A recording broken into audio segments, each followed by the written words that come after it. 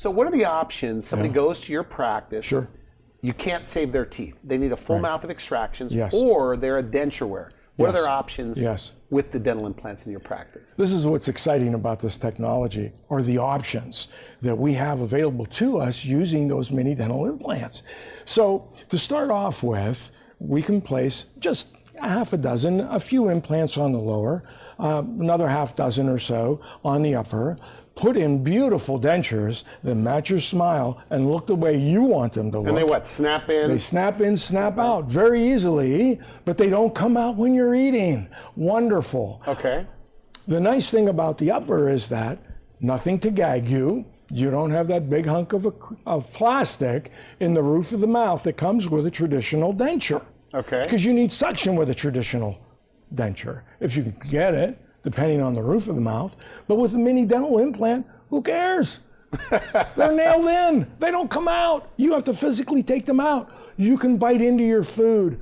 And if you like Nathan's hot dogs, you know when you bite into that and it's that crisp taste, those people never experience that. With the mini dental implant and those dentures, you feel that hot dog and that flavor so they're burst locked in your mouth. They're locked in. Exactly. Okay. You can feel the taste. You can feel the spiciness. Taste the spiciness, the sweetness, the how warm it is or how cold it is. All those experiences, all those senses, they all come rushing back. Can you imagine not having those senses for years and years and then all of a sudden to be able to taste in that manner? It's unbelievable. How old can you be to get this done? I have patients in their 90s having these procedures, only because for whatever reason, everybody has their own situations in their life. They show up and they're ready. What made them ready at 91 or 93? I don't know. No more dentures though. But they're there. They made up their mind. They don't want to do it anymore. Once they do it, what do they say? Why didn't I do this sooner? Dr. Frank, why didn't I find you sooner? So they could bite into like a sandwich and tug on it. No problem. No problem at all. What about like a carrot or something with the front teeth? Absolutely, absolutely. Although in Pittsburgh it would be a pimenti sandwich. Okay. Okay? You got to be able to eat that pimenti sandwich. It's just really, really good. Now the good news is this. If you didn't think that was good news, wait till you hear this. Okay.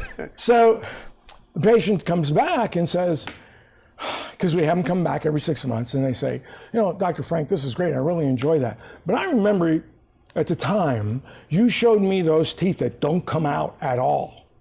I want to see those again.